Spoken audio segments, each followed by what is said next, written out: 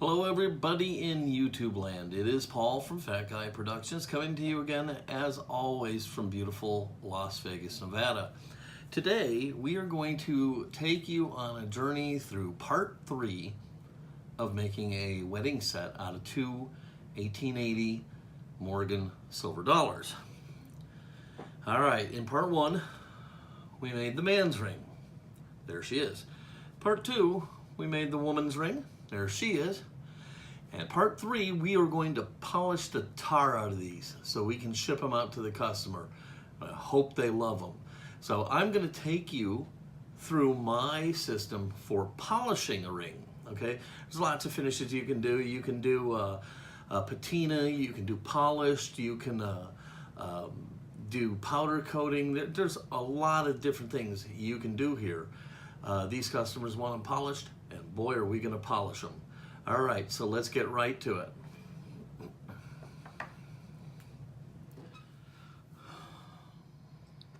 All right, here's everything you're going to need to polish rings. Of course, you're going to need rings.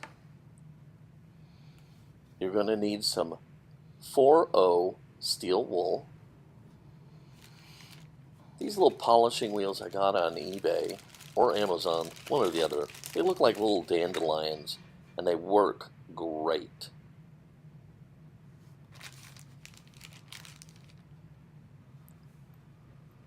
These are ring mandrels, and they expand on the inside of the ring so you can spin the ring.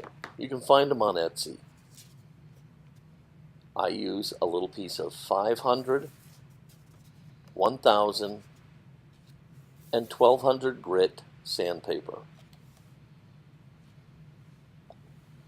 This is a Renaissance wax. It's a museum-grade wax for protecting precious metals, jewelry, something you might find in a museum. You'll hear a lot of talk in the ring community about Mother's mag polish. I use Flitz and think it is far superior. This is a two-sided jewelry cloth. You can buy these in the jewelry section of Walmart, Target, what have you. And this is just a piece of flannel. You can get an old shirt or just buy some at a cloth store, whatever works for you. Also, I'm not showing my Dremel and my hand drill.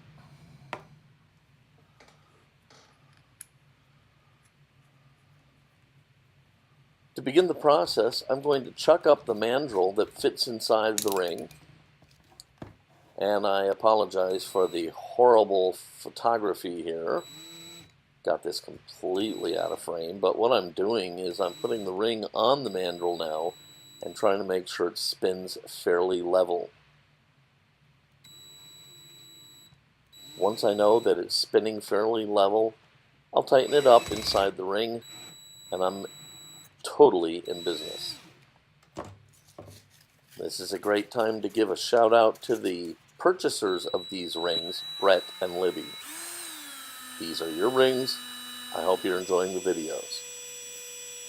Alright, I begin by working on the cut edge of the ring with the 500 grit sandpaper.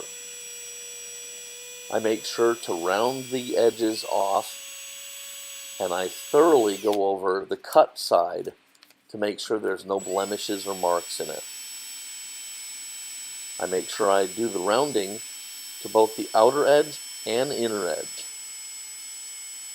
Here I've switched to the 1000 grit sandpaper, and finally the 1200 grit. Do a bad job here, and you'll have a bad finish.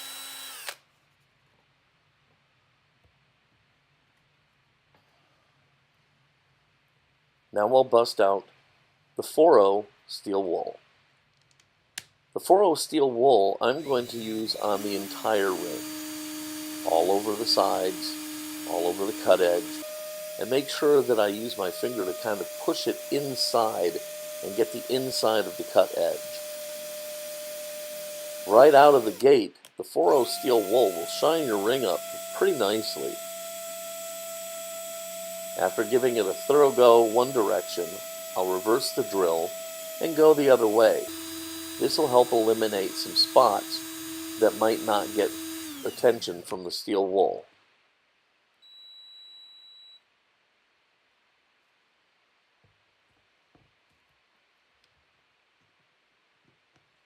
Alright, I'm going to take the ring off of the mandrel, and again I apologize for the horrible rotten photography here. All I'm going to do is loosen the center nut of the mandrel, take the ring off, flip it around so I can pay attention to the reeded edge of the ring. Just like before, I'm going to put it on, make sure it's spinning level, and then I'll tighten the mandrel up.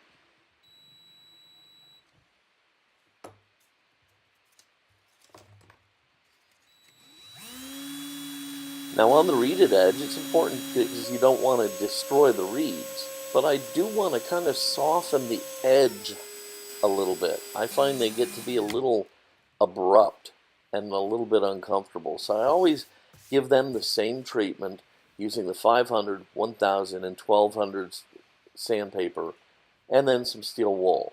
And I do that both to the outer and inner edge on the reeded side as well.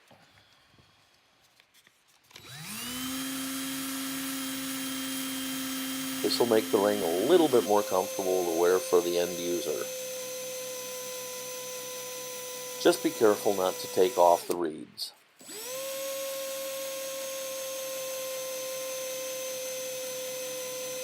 Sorry for the vibrations. The camera and the drill are all on the same table. And once again, the steel wool really makes a huge difference.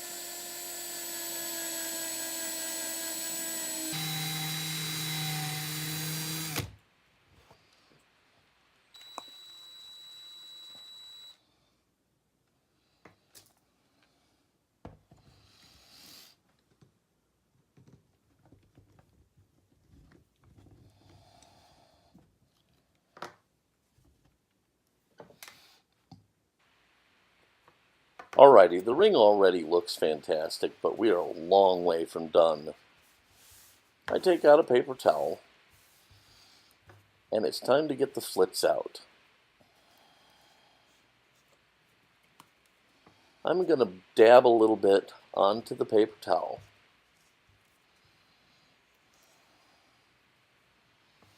And now I'm going to get to polishing the edges.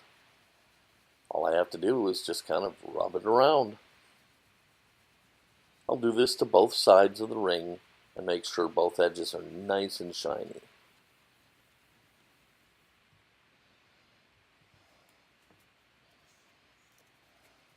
A little more Flitz for the other side of the ring. Start rubbing it around.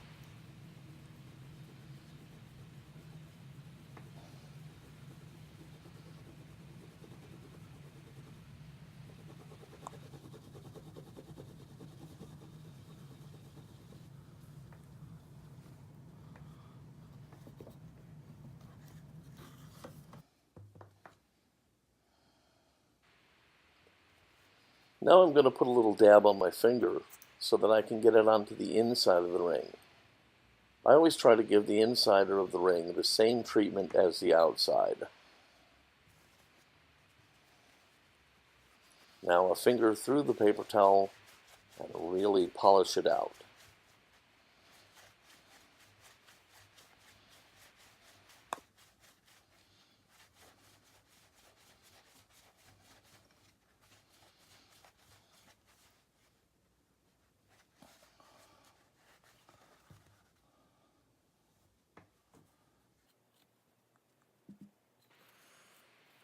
Now I'll put some more Flitz on the paper towel so I can work on the outside of the ring.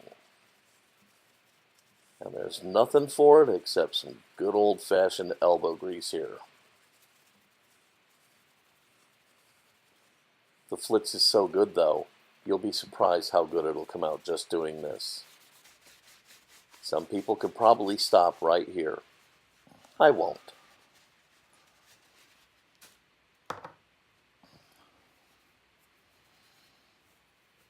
Now I'm going to buff it out using my piece of flannel.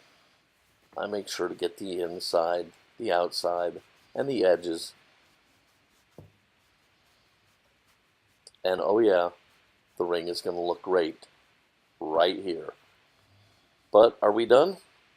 Nope, not by a long shot.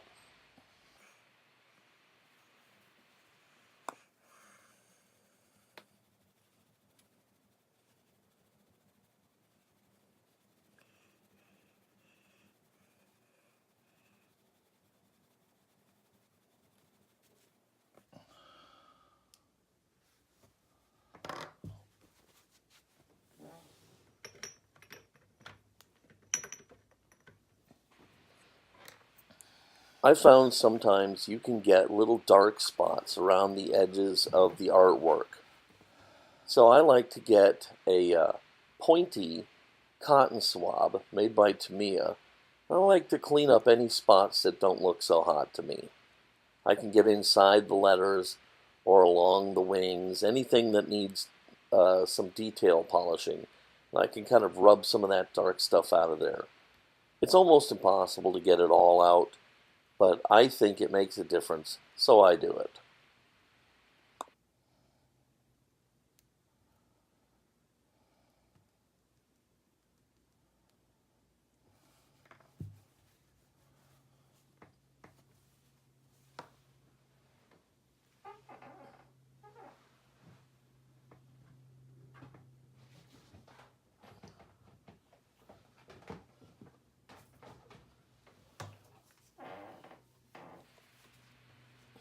Now with one of my dandelion polishing wheels on my Dremel, it's time to really get going.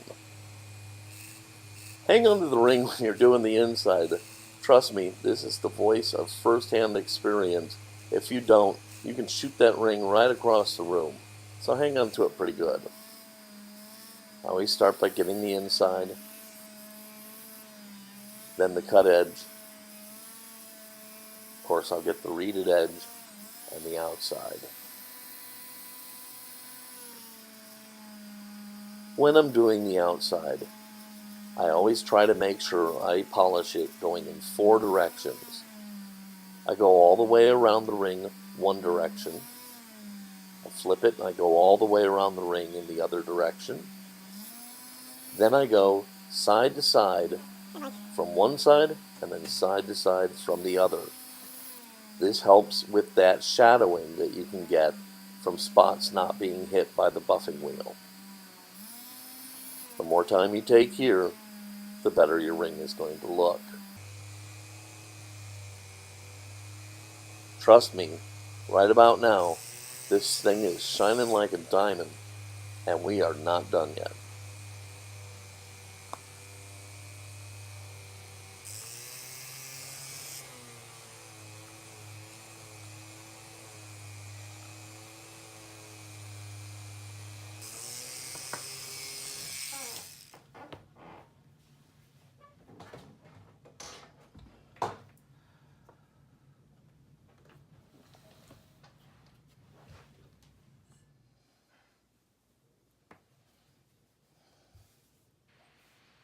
Now I'm going to give the ring a once-over using the jewelry polishing cloth. I give the ring a polishing on the first side, and when I'm done, I'll flip the cloth over and do it again with the other side.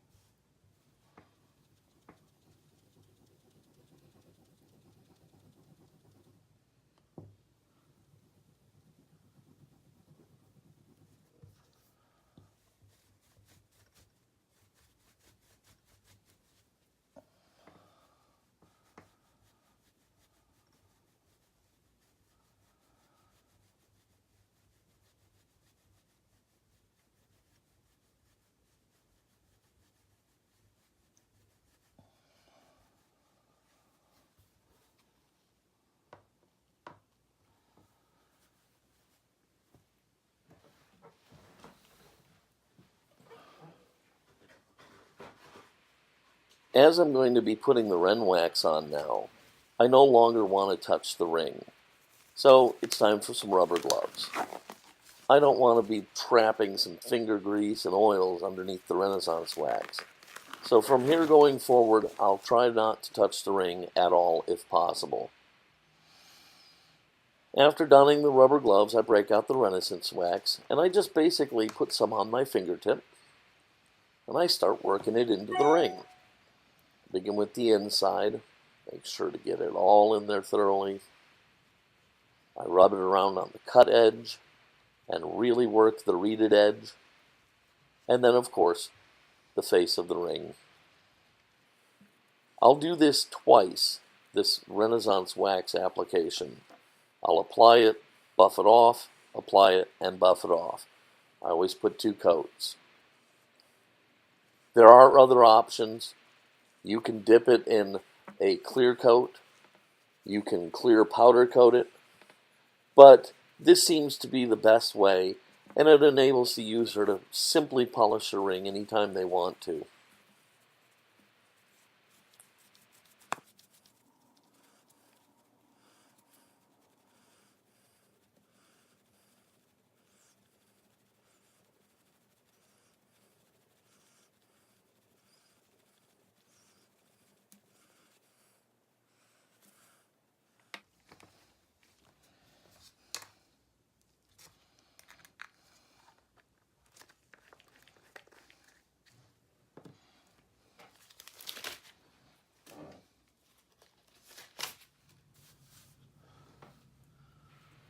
Okay, with the Renaissance wax, 2 coats applied, it's time to get rid of the rubber gloves, and I switch to a pair of white cotton gloves for the final polishing using the 2-sided polishing cloth. This is going to be the last phase. Again, I just simply rub it against the cloth on both edges. I get a finger inside the ring through the cloth and get the inside really well. And then I work the outside with a little old elbow grease. And I will get this ring its final shine.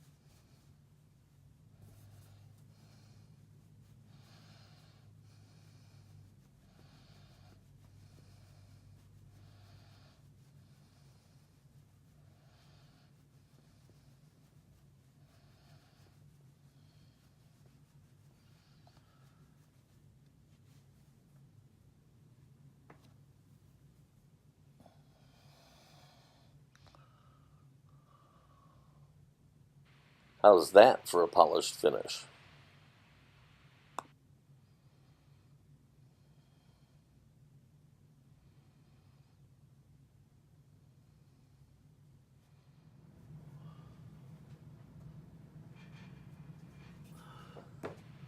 The devil is in the details, so I like to send my rings out packaged nicely. I usually package them in these little treasure chests I can buy at Hobby Lobby for just a couple bucks. Because this is a set, I found a box. It's about the same size but a little bit longer, and it's going to be perfect to hold both rings. I get a piece of felt and some E6000 adhesive. I'm going to cut a square out of the felt, bigger than the lid.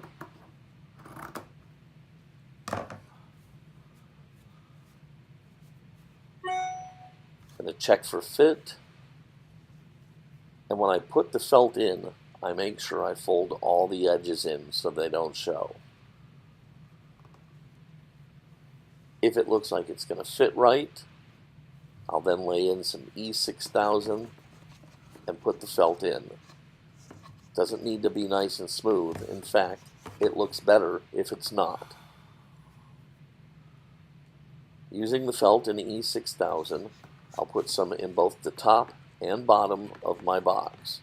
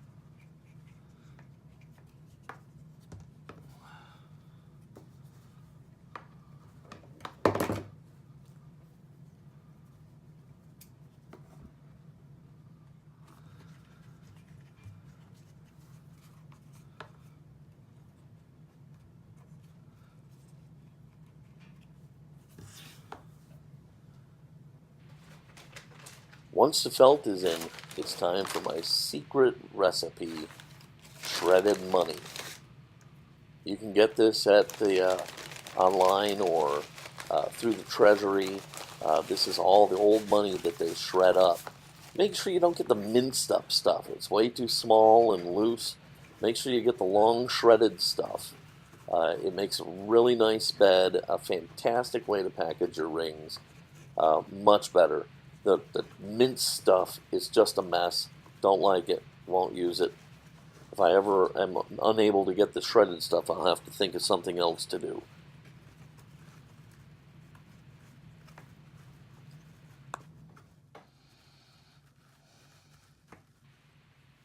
After packing the money down into the box, it's time to lay my rings in. There's the man's, and here's the woman's.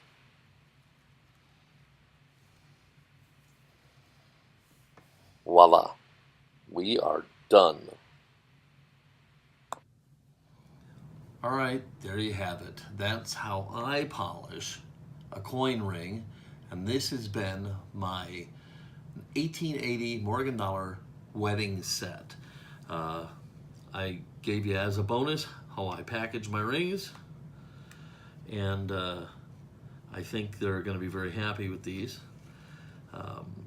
High polish, men's, women's, ready to go. So these will go out in the mail tomorrow, and I hope they love them. All right, well, that's it for this little series on coin rings. I hope you enjoyed it.